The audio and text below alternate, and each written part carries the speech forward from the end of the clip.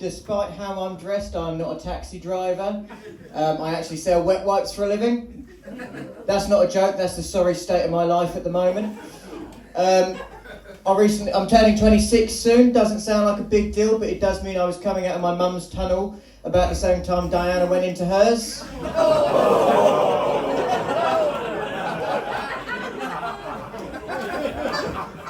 Thank you. Recently got engaged as well. Thank you. I done it the smart way. I took her abroad. That way she couldn't say no, because the plane journey would have been very awkward otherwise. But we are completely different people. I'm quite miserable. She's always so full of happiness and joy. And as of about 35 weeks ago, semen. Yes, she is pregnant. We are expecting our first child. Depending on how things go, possibly our last child. But it was a bit touch and go for a little while. We actually found out during COVID that I had a low sperm count. Fuck you lot with the sympathy, don't worry about it. But it was a troubling time because it's strange when you get told that even your semen is on furlough. There's less staff down there, and the staff that are down there don't want to fucking work either. But like I said, we're expecting our first child. We're expecting a little girl. Thank you. My missus wasn't best pleased because there's going to be a girl in the world that takes my surname before she does. It also means there's going to be another girl in the world that calls me daddy.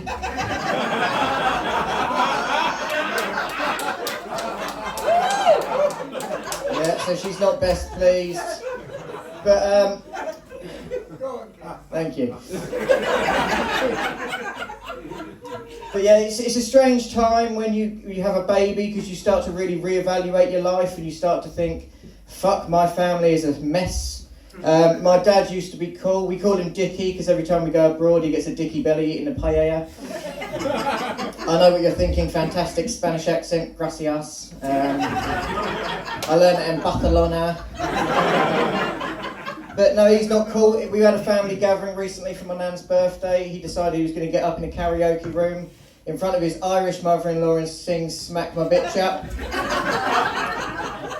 Not a good choice. My mum's not cool either. She decided in that same family gathering, around everyone I've ever grown up with, to sit me down like an intervention and go, Keenan, I think you might be autistic. I know, what a way to fucking find out. But she listed all these reasons. I'm quite socially awkward, I don't do well with people. And I said, yes, Mum, but all of those reasons can also apply to you. I think you might be autistic. Runs in the family. But I think I've known for a long time that my mum could be autistic, because I've always got her a card that said, for a special mum. My brother and sister aren't cool either, so just to put it in perspective, both my brother and sister have recently come out as gay, so that means that my sister dresses like my brother should, and my brother dresses like my sister should. If you imagine my brother, he's about 6.5 feet tall, he's ginger, he's skinny, and on Saturdays he chooses to wear a gimp mask. That's a true story. It's weird because my sister, my dad didn't think he'd have to worry about boys being brought home till my sister was a lot older. My brother sure proved him wrong. My brother's basically doing a world tour with his arsehole at the moment. He's brought home Spanish, Mexican, Jamaican, all sorts. It's like Rishi Sunak's worst nightmare down there.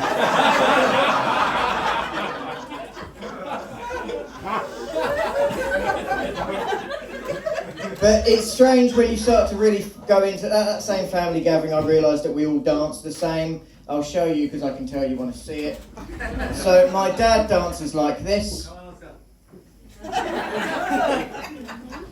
I've made it my own, so I dance like this now.